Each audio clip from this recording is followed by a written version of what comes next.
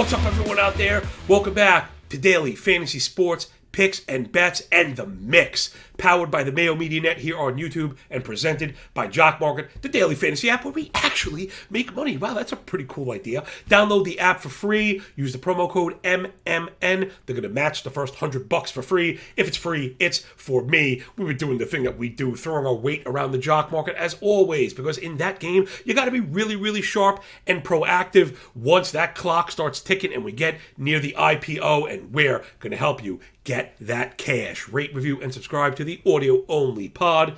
And in just a few minutes after I've earned it, I'm going to ask you to stick a big old cartoon finger right up inside me, because likes on YouTube matter more than they should. It's your host, the big dude with the big mouth from the Big Apple. That's big Johnny Stud, coming to you worldwide from Brooklyn, New York. As always, we are coming out the chair as always. What else is new? To all the new listeners, man, really appreciate you. To all the new old listeners, thanks so much for the feedback, the interaction, the comments, and the questions, right? More than anything, I think my work resonates with people because I put it all out in public and it's wide open for scrutiny. You know, I invite that. I like when people come at it. So the mistakes I make, these things happen. We're juggling tons of information, but no mistakes here. We're going to bring in the perfect. Let's get it done. Enough of that. We need more of this. It's the fastest show in NFL absolutely anywhere, man.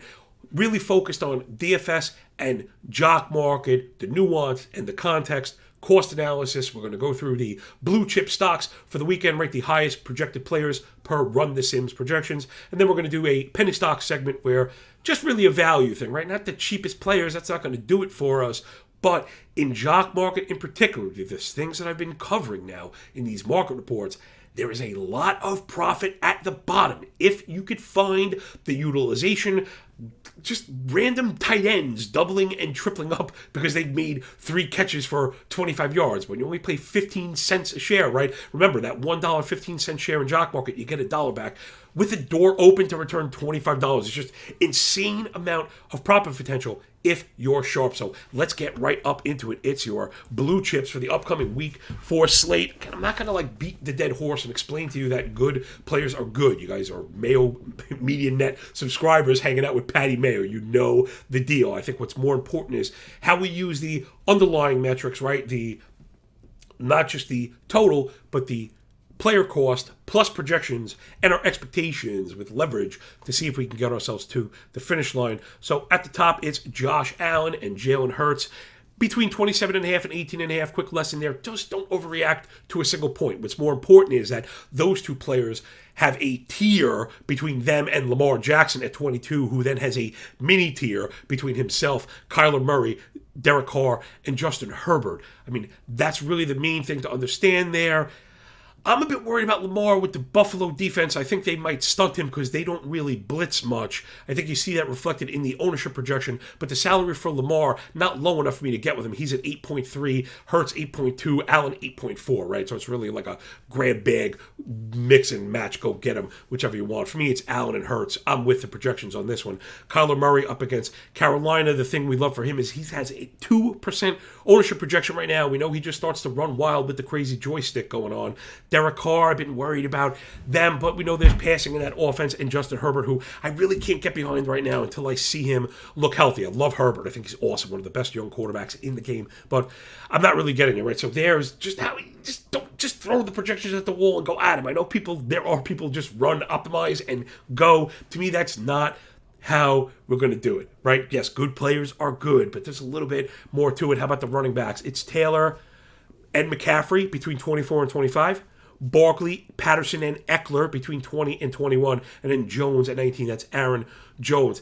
Man, I think Taylor has the chance to pop. I think people are starting to get off him. We're seeing his projection get down near 10 or 11, which is really good for a player who could finish at the top. A guy like McCaffrey with the same salary, his projection up at 15. We don't even know if he's going to play. I'm not pushing the button on McCaffrey. I'm really worried about the Panthers. I'm ready to pull the plug on them altogether. They stink, right? So this is not about, I know people worry about DJ Moore. We can talk about that later maybe.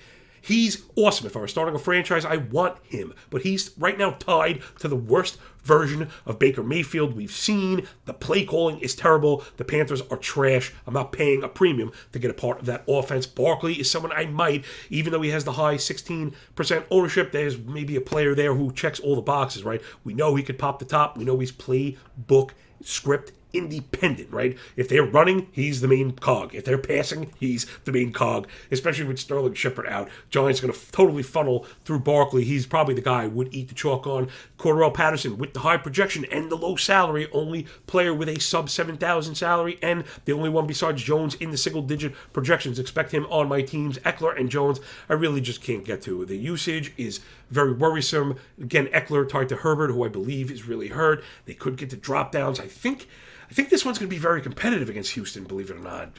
LA's just bruised and battered everywhere. And again, we don't know what we're going to get from Herbert. I don't mind not paying and having to see it first. Man, as much as I like Eckler, that first-round pick looks like it's not so great. Michelle really getting worked in. He's going to be a game script guy, so I'm not going to pay the 7-7 for Eckler. I'm going to let the market have him. Let's get into the wide receivers. It's Diggs is the only player above 20, and he's at 22. Next is Pittman at 19, right? So there's that tier separation. Try and think of it in percentage rather than points, because I think the points that will get you in trouble, 22, 19, what's the difference? The difference is Diggs' 3-point separation from the field represents more than 10%. I think that's what really matters, seeing these projections is not so much, he's projected for 22 opposed to 19, is his 22 is X percent from the field, and then that is X percent from there. So it's Diggs at the A at 22, Pittman, A.J. Brown, Devontae Adams, all clumped at 18. Yes, I have to put somebody first, and 18.5 is higher than 18.2. But to me, these things are exactly the same. They're not even similar. They're exactly the same. Okay, and that's how I treat them, Adams included, a half point. When you get to Brown at 17, there's a slight difference, but again, they're pretty much the same. I think the best way to do it is we're seeing a lot of matches in the blue chips here, right? If you look across left to right, we have Allen and Diggs. You have Hurts and Brown. You have Murray and Brown. You have Carr and Adams. So quite literally, there are 4 stacks, pure up, straight up 1v1 stacks projecting at the very top. So you kind of got to have to decide, you're right, to choose your own adventure here, where it's Allen at Baltimore, which, I mean, you really, really got to love. I don't know how you can. Murray at Carolina, they've been a bit more worrisome. Carr at Denver, also a bit worrisome, right? So, I mean, to me, it's hard. It's going to be very hard to get away from Buffalo.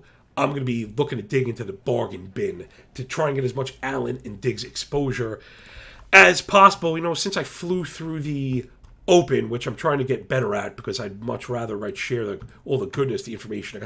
Let's get some stats going on. Ravens D, really, really ugly against the pass. Check it out. 47 attempts per game. I think that's worst in the league. 32 completions per game. I believe that's worst in the league. 353 pass yards per game, also worst in the league. 458 total yards, 6.5 yards per play, all that stuff, worst in the league. So, every reason to get with Buffalo and eat the chalk. And sometimes, again, quick thing on chalk, it's okay to have it in your lineup, and I think then just you have to get different elsewhere. So, if you're going to be playing Allen and Diggs, you're probably going to not get with Jamal Williams or Khalil Herbert, right? I actually think if you just got away from those two players at all, you're going to be different from the field because those guys are going to just bang up all the ownership projections. All right, let's get into the tight ends before we go. It's my boy, Mark Andrews. Oh, my goodness. I got victory laps on Twitter already. I didn't know why he was not a first-round pick. I thought he was this year's Travis Kelce from years prior going into fantasy drafts. And, well, I was right. He's projecting at 18 points. The next tight ends are at 13, 12, and 11. That's Ertz, Waller, and Pitts. Andrews, get with Andrews, and there's that other stack to go with Jackson. I've been running them out like crazy. I think this might be the week they get hurt. Andrews might get there without Lamar, which is interesting because normally I would run Lamar naked or with Andrews and not the other way around. This might be the time where Buffalo is really good on defense, and they're really going to try and contain him. I think you'll be seeing a lot of zone with Andrews sitting down inside that zone. So I think Andrews could get there without Jackson really having the crazy numbers we've seen. Thing on Waller, I really like about Waller is he's been getting obviously he's getting a ton of run, right? We all kind of knew that. But more than that, he's been playing in the slot, is Darren Waller, and Foster Moreau is out. So the other tight end that was rotating in and out of that like slot wide in line position is out. The Raiders are desperate. I really like Waller, Darren Waller today, this weekend, I should say. I think there's a chance where he goes off. Remember, Renfro out again, quick on Waller, 102 routes, run, 19 targets, 16% of the team target share, 19% target per route run, 11 yards per reception. Those are all pretty good. 50 receiving yards per game, and I think his prop is at 50. So there's just a little fast forward there. So I think that's it for the blue chips. Again, good players doing good things. Choose your favorite stack. Mine is Buffalo because of the Baltimore defense. The other offenses I have a lot of questions about because I'm a cheapskate. And I understand that if I am going to pay up, I really want the best players in the best spot. And I think you kind of got just that. I mean, Stefan Diggs just blowing it up. I'm going to get to his details in just a second. Boom. I think that was a pretty good job. Good enough a job to ask for the like button after you rate, review, and subscribe. Make sure you subscribe to the YouTube channel. Lots of really cool other stuff on the mix as well. If you're into fighting and other sports, we're all doing it. It's a lot of fun. I'm getting into UFC a bit myself. And press the like button on YouTube. I got sidetracked trying to promoting my own stuff. I'm so bad at promoting my own stuff. I'm just like, listen, my work is good. You either like it or you don't. I find people either love me or they hate me.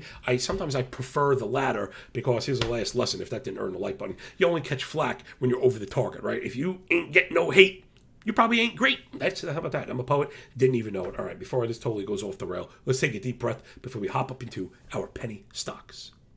All right, time for the second pillar of profit and our penny stock. That's our value section of the show, brought to you by Jock Market. Love that app, as I've slowly gotten away from playing DFS because I hate losing all of my money. Right? DFS is very binary, and I think a lot of people understand that. And that doesn't mean that you can't play it. It just means you have to approach it differently. I've been playing these winner-take-all contests, which I kind of view DFS as winner-take-all anyway. So if you're going to totally turn it into that lollipop where all the pay is the top, I'll take it. Some of my smaller wager guys out there, men and women out there, there's dollar contests against 100 people, winner take all, you get $100, or 105 people, whatever rake. There's a $9 contest against 105 people, winner gets $1,000. I love these. I really love these winner take all contests because I'm putting the majority of the cash into Jock Market looking for percentage gains. And then daily play, like I said, I'd rather just have all these chips out there looking for the big hit. To me, it's very disappointing kind of finishing in third. You win 17 cents or something like that. All right, enough of that. More of this. It's the penny stocks. Again, if you're unfamiliar, welcome aboard. Audio-only people, I will walk you through it, but you got to get over to the red button, YouTube, for this one. Grab the screenshot because no one else is really doing this. And aside from having something to reference, and I've also added the expected IPO for the Jock Market Open, I'm always adding, trying to get better, is I want people to become familiar with the numbers here. Let me clean up a small mistake that I made in the last one, because again, I'm always doing so much, and I never get through a perfect game. Obviously, we want the lowest cost per point, okay?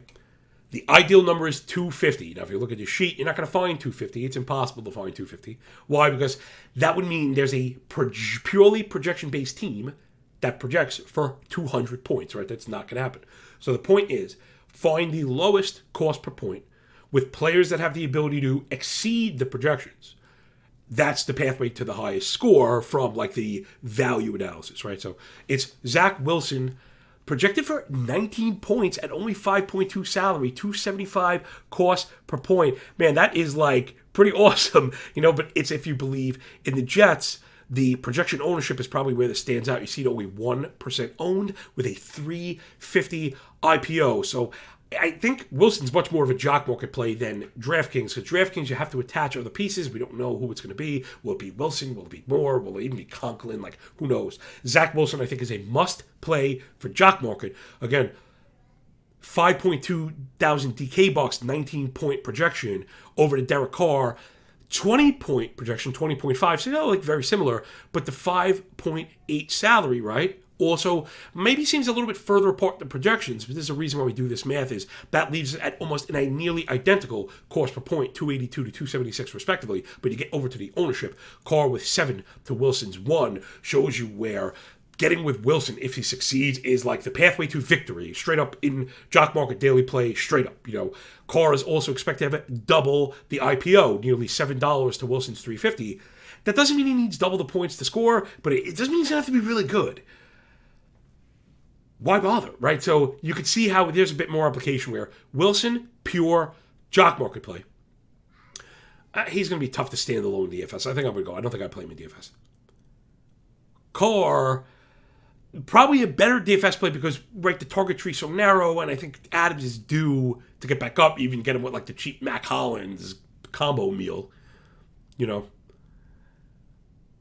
But the expectations are so similar for these two quarterbacks that to have an IPO with 100% disparity is just like, boom, should be mind-blowing and pretty much make the point here. So it's Wilson and Carr, your value plays, though, again, Carr, I think I like more for DFS. Running backs, it's Cordarrelle Patterson, Jonathan Taylor, and Rashad Penny. All right, I got some stuff here. Cordarrelle Patterson at 20 points, 6.5 salary, single-digit ownership, the cost per point at 323. Really like that. Again, remember, I know we were saying 250 is optimal, but take an eye down this board, right? This is like a 200-player slate with, top-tier projections being run through them.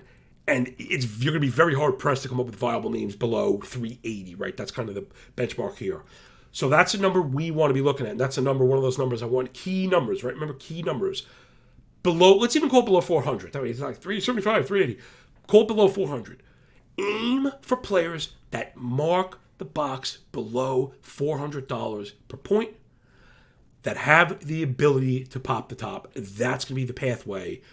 In particular, right, that's a pathway in Jock Market outright because there is no projection ownership. Pricing is ownership, right? Because more people that get into a player, the higher the price goes, unlike DK, right? Which is why ownership becomes a part of the process because the pricing is stagnant, right? So there's a bit more application. Let's get back into the running backs.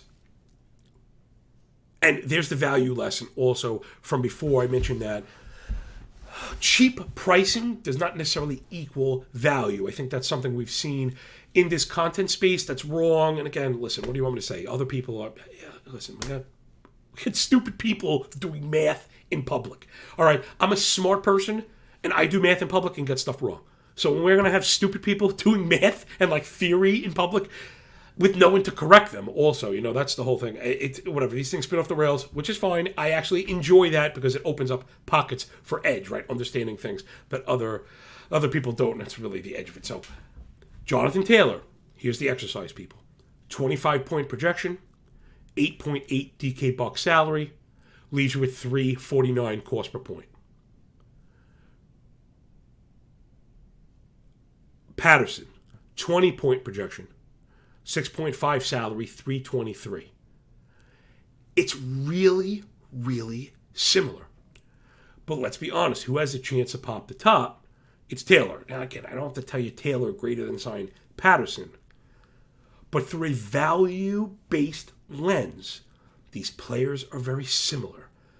You can have players that are a value at the top score. Now, Taylor's ownership, I had mentioned it before. I thought it was going to be much lower. It seemed like people were, he was catching the stank. Double digits, I try not to get with double-digit ownership when I'm worried, and I am worried about just the Colts in general, the Tennessee defense. Also, I think that run D is not terrible. So, those are the things where actually the run D has been pretty weak. I guess the comp has been poor. That stuff aside, the value lens is really what I wanted to get at, then over to Samuel, who might even be a better comparison to Taylor, because the cost per point ends up merely dollars apart, right? So if you were to just change your projection, a 10th here and a 10th there, everything comes out in a wash as equal. So just keep an eye on that. Samuel, 16.5-point projection at 5.7, with the 345 cost per point, 9% projection, puts him eye to eye with Rashad Penny. But I'm worried about Penny because people think Detroit's going to stink without a Monroe. Yeah, I get it, and Swift. It's the offensive line that really kicks butt, and the Seattle defense is what's so poor. If Penny could get scripted out of this, go on over now to the IPO. I'm so glad I added this. Samuel, 382. Penny, 363. Taylor, 967, what you'd expect. Right, so there's that, like, how these guys, and even Patterson, 465, right, where these guys, the opening to $25. Remember, $25, another key number as a top return. Keep those in mind, right? I think I don't want to spin too far off the rails and get into too much theory, right? I want to stay focused on this week. I know I kind of have a tendency to do that stuff sometimes, but like, I hope, to me, it's more important than what happens this weekend is that we're leaving with the lessons of how to do the work on our own, right? So take the salary, take the projection, do the math. Absolutely do the math. And look at the ownership. All right, let's get into the wideouts there. So I think Taylor's viable. I'm a bit worried about the context. Penny, I'm worried about him scripted out.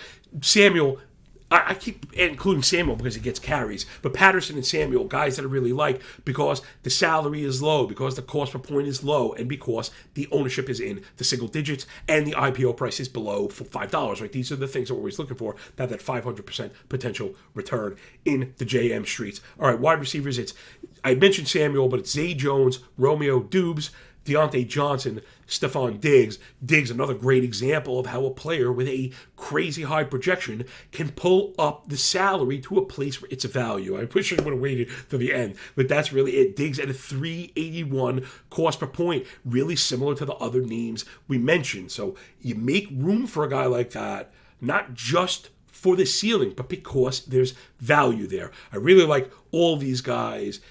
Zay Jones, salary relief at 4.2, 10% ownership. I'd much rather go to Romeo Dubes, equal point projection, similar salary, a bit higher, with a touch lower ownership projection, but I believe the ceiling is there, right? So I try and back up all the stuff that I'm talking about, right, and walk you through it, how these decisions are made, right? Think about the scale with all the different plates on it, right? You want to make sure that, I like this stat, so I dump it right there. But Dubes looked really good. We'll get to him in a bit later on. Deontay Johnson, if you can stomach getting tied to Mitch Trubisky, something I mentioned at the outset with DJ Moore, then you rock with Johnson. And again, Diggs is basically my play of the week. That $7 IPO is off. I'm sorry, it's absolutely off. He's going to IPO at 9 to 10. I should have mentioned this because we are doing the actual application here.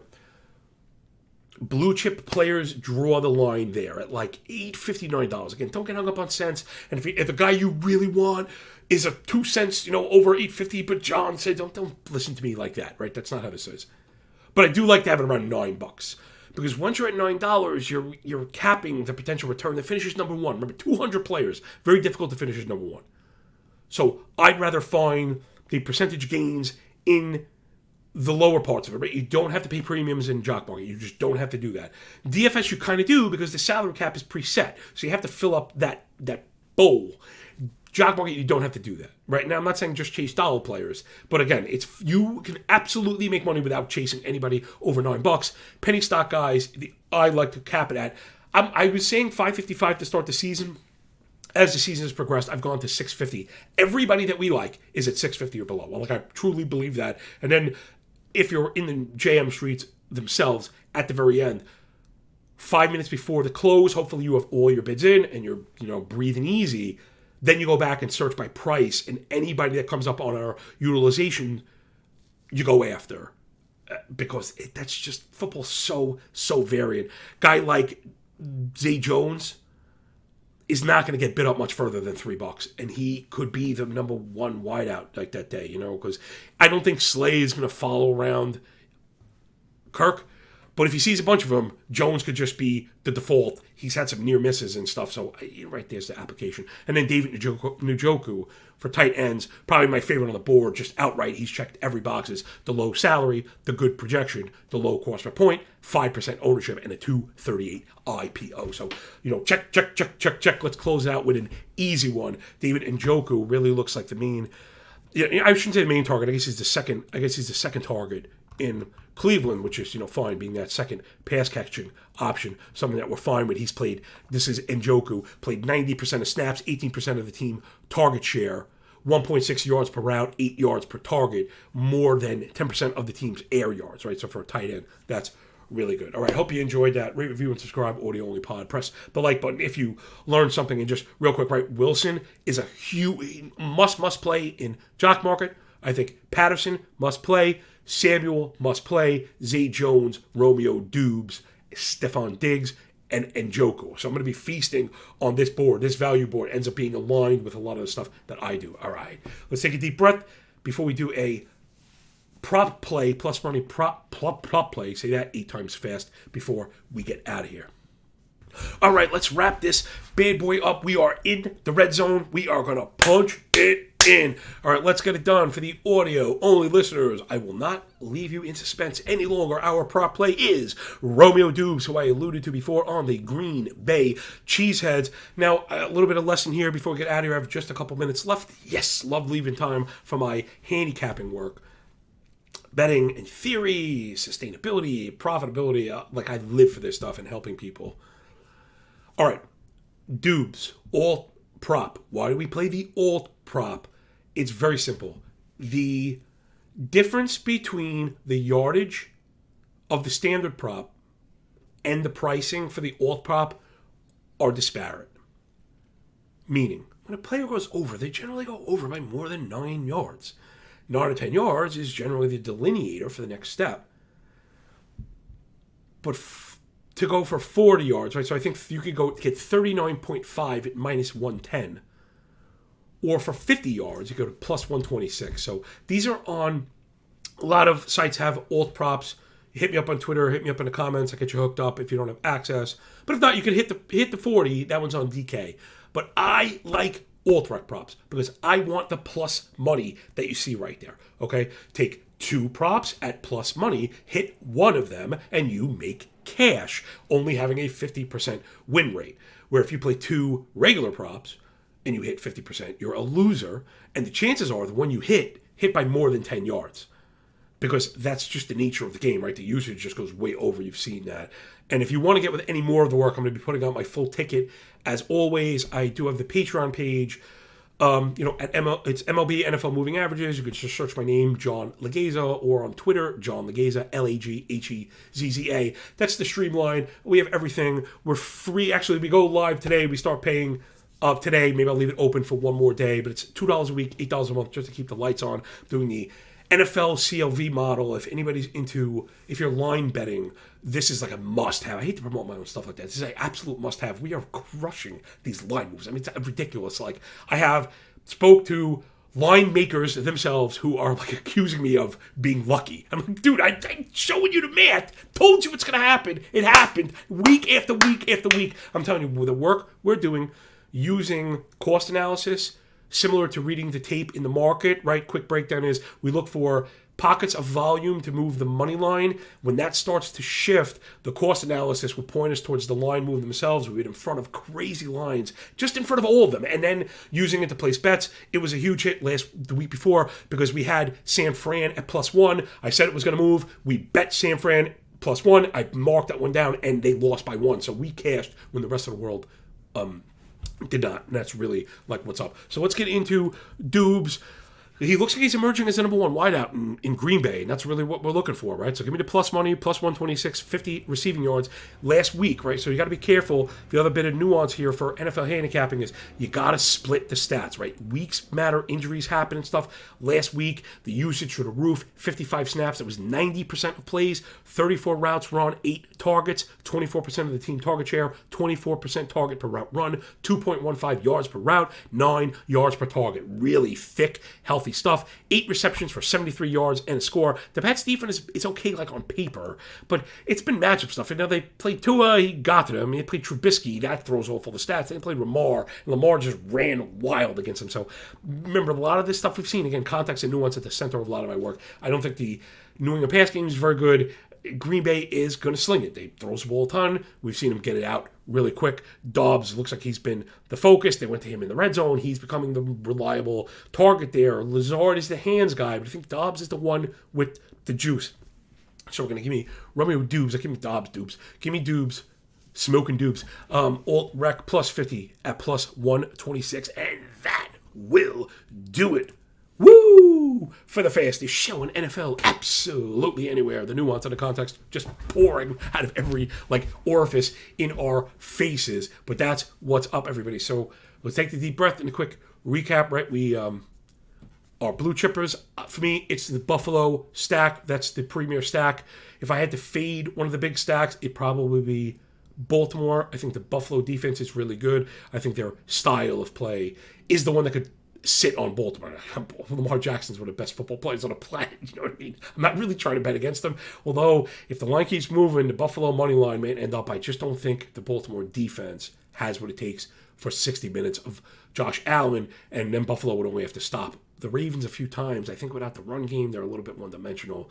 So, yeah, I do kind of like Buffalo. Penny stocks, get back on that one. Screenshot that, because those are the players that we want. You know, Dubes and Jones and CPAT. You know what I liked, actually? CPAT popped up on the injury report with a knee. They're bubble wrapping him. I think he's fine. So, hopefully that will suck out some ownership. Hopefully that will suck out some of the IPO cost. That I've noticed absolutely 100%. Guys that have the Q tag and stuff end up much cheaper in Jock Market, and those are really players that we can get behind, because if they're playing, they're playing. You know, I don't try to get hung up on Q tags and stuff. No one knows the truth about that. All right, man. So thanks for picking up what we're putting down. Make sure you rate, review, and subscribe to the audio-only pod. Please press the like button on YouTube. That stuff really, really matters. Get up in the comments. Get on social media. Tag Patty Mayo. You know he loves that stuff. And stick with me on Patreon if you want. If you want all the betting model, we're doing picks, MLB stuff all the way throughout. These first 5 team totals have been awesome. People are paying, most of the subs have paid for the entire year already. We're cracking. I'm a plus money better. We've just been cracking it. So, all right, that's what it is. Enjoy the games. Enjoy your day. And when we're done with the book, enjoy that pay from all the ladies and gentlemen here at The Mix and Mayo Media Net. We love you much.